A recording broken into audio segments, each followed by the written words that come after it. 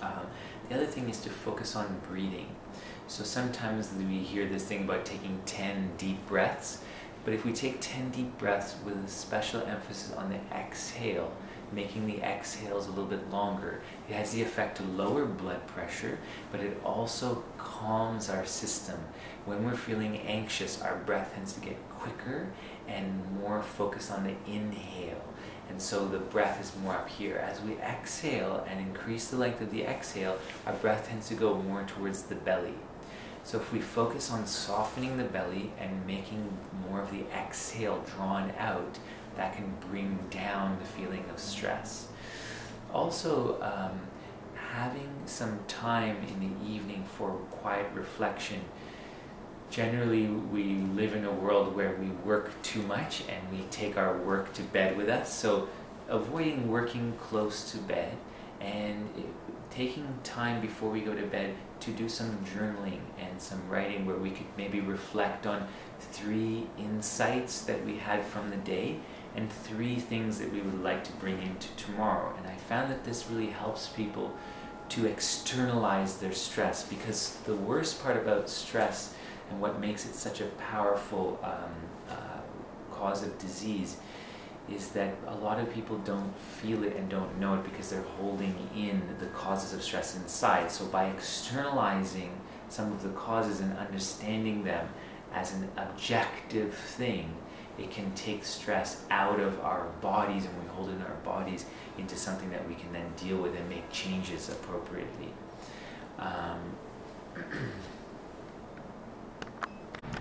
so here we have a very simple technique, yogic practice that we can do to relieve stress almost immediately.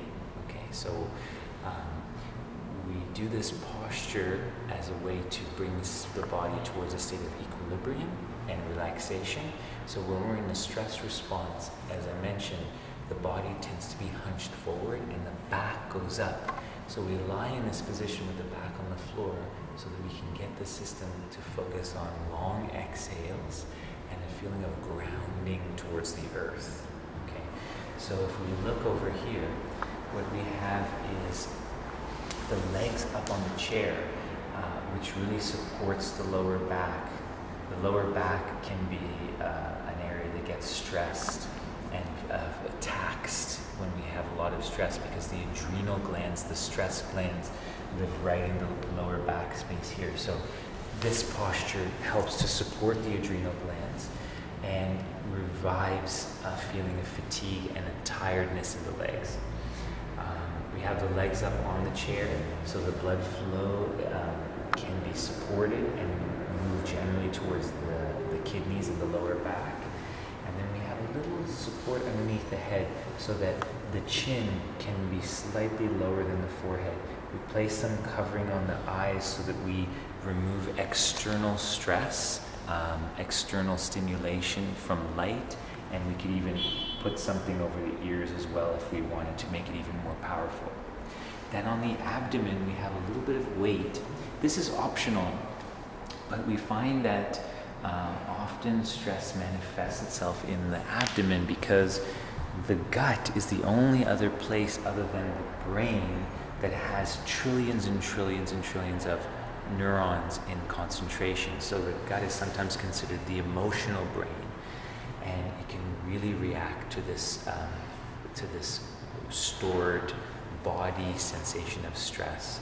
So softening the abdomen, putting some weight on the abdomen can be very soothing and helps us to get more into our exhalation. And as we exhale, we can feel more grounded and more at peace. It's wonderful to stay here for 10 minutes, but 20 minutes is even better.